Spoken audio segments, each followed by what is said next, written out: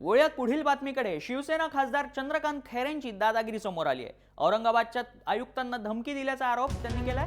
अतिक्रमण हटवण्यावरून अधिकाऱ्याला त्यांनी शिवीगाळ केल्याचं कळलं। अतिक्रमण काढायला आल्यास मारण्याची धमकी खासदार चंद्रकांत खैरेंनी आयुक्त बकोरिया यांना दिली आहे। तर चंद्रकांत खैरेंचा शिवीगाळ करतानाचा व्हिडिओ देखील व्हायरल झालाय।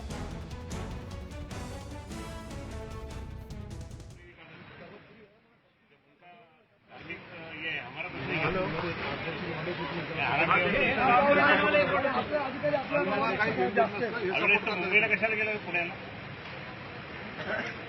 काय काम आहे तुला माहिती आहे का? ड्राईव्ह चालू आहे का? अशा वेळी तुम्ही जाणार खात्यात इथे आणि निकम नाही मला माहित नाही। मी तो सांगतोय सिद्धेश्वर मुलीला फक्त हात लावून दाखवतो। मी येऊन तिथंच मारीन सांगितलं। तुला माहिती आहे बजाज नगरमध्ये काय केलं तुम्ही? एक तर एवढं मंदिर राहिलं बाकी सगळे गेले नाही। बिलकुल नाही काय भ्यायचं नाही। कोणी आलं तर त्यांना मारायचं।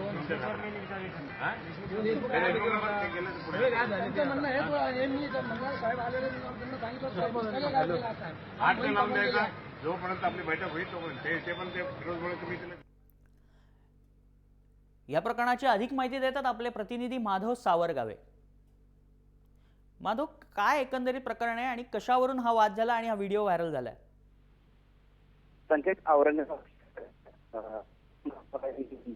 औरंगाबाद महानगरपालिकेच्या विभागाने घेतलेली होती आणि त्या दरम्यान औरंगाबाद महानगरपालिकेचे कर्मचारी आणि अधिकारी ज्यावेळेस रस्त्यावरची जी मंदिरं आहेत ती मंदिरं हटवण्यासाठी काम सुरू केलं होतं, त्यावेळेस खासदार चंद्रकांत खैरे, आमदार संजय शिरसाट हे दोघेही शिवसेनेचे आहेत आणि त्याचबरोबर काही शिवसैनिक आणि आजूबाजूच्या परिसरातील लोक एकत्र जमलेले होते। त्या ठिकाणी चंद्रकांत खैरे यांनी फोन केला आणि त्या फोनमध्ये त्यांची भाषा अत्यंत खालच्या दर्जाची होती। महानगरपालिकेचे आयुक्त बकोरिया यांना वाईट शब्दामध्ये त्यांनी बोललेलं आहे। शिवाय जर महापालिकेचे आयुक्त ओमप्रकाश बकोरिया या ठिकाणी आले तर मी त्यांना मारीन सुद्धा, असं सुद्धा त्यांनी धमकी या व्हिडिओमध्ये दिली आहे। हा व्हिडिओ जो आहे व्हायरल झालेला आहे, एका नागरिकांनी आपल्यापर्यंत पोहोचवलेला आहे।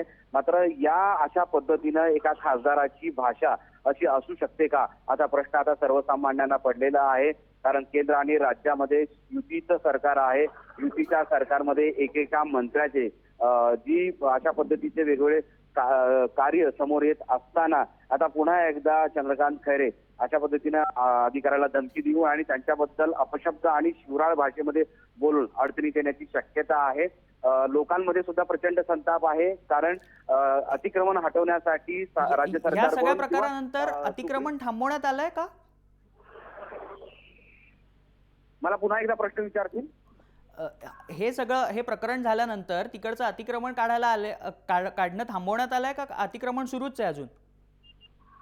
अद्यापर्यंत औरंगाबाद शहरातील रस्त्यावर वेगवेगळ्या धर्माचे मोठ्या प्रमाणात अतिक्रमण झालेत। या अतिक्रमणामुळे वाहतूकवर मोठ्या प्रमाणात होतो आहे, सुरळीतपणे होत नाही। त्यामुळे लोकांच्या जशी मागणी होती त्याचप्रमाणे कोर्टाने सुद्धा अतिक्रमण हटवण्याचे आदेश दिले होते। मात्र तो आदेश घेऊन महानगरपालिकेचे अधिकारी आणि कर्मचारी रस्त्यावर उतरल्यानंतर हा सगळा प्रकार झालाय। तेव्हा महानगरपालिकेच्या अधिकाऱ्यांसमोर चंद्रकांत खैरे, त्याचबरोबर शिवसेनेचे शहरातले आमदार संजय शिरसाट आणि शिवसैनिक असल्यामुळे या अतिक्रमण पथकाला परत जावं लागलेलं आहे आणि कारण त्या पथकामध्ये चंद्रकांत खैरे यांनी दमदाटी पण केलेली आहे। यानंतर या ठिकाणी यायचं नाही असे त्यांनी सांगितलंय आणि जर महानगरपालिकेचे आयुक्त जर आले तर त्यांना सुद्धा मारीन अशी धमकी दिल्यामुळं महानगरपालिकेच्या या सगळ्या पथकाने आपला गाशा गुंडाळला। आता ते परत गेलेले आहेत। त्यामुळे औरंगाबाद शहरातला अतिक्रमण हटावचा प्रश्न तो नेहमी कायम असणार आहे। निश्चितच माधव, आपण या सगळ्या दिलेल्या सगळ्या माहितीबद्दल, अधिक माहितीबद्दल धन्यवाद।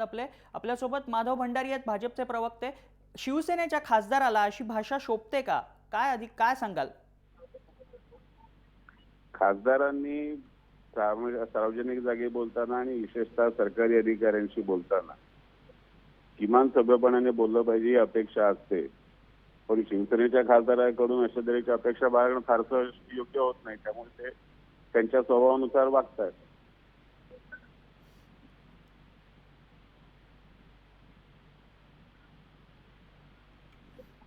हॅलो,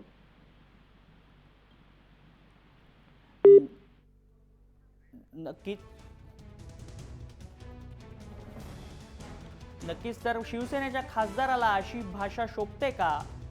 असा एक प्रश्न उपस्थित होतो. यामुळे चंद्रकांत खैरेंची आयुक्त बकोरिया यांना धमकी आहे. एक प्रकारचा त्यांनी खोडा घातलेला आहे. अतिक्रमण काढायला आलेल्या महापालिकेच्या आयुक्तांना त्यांनी ही धमकी दिली आहे. तर खासदार ये काय अभी एक निकालने का जम्मू ने निकाला जब उनका धार्मिक ये है हमारा कुछ नहीं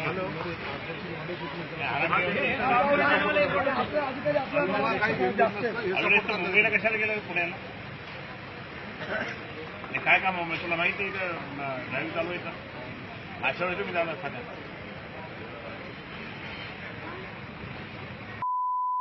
इथे आणि निकम नाही मला माहित नाही मी तो सांगतोय सिद्धेश्वर मंदिराला फक्त हात लावून दाखवतो मी येऊन तिथंच मारीन सांगायला तुला माहिती आहे बजाज नगरमध्ये काय केलं तुम्ही एक तर एवढं मंदिर राहिलं बाकी सगळे गेले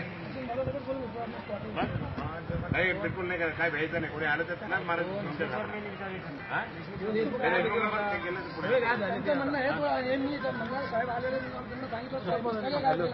हात लावून द्यायचा जोपर्यंत आपली बैठक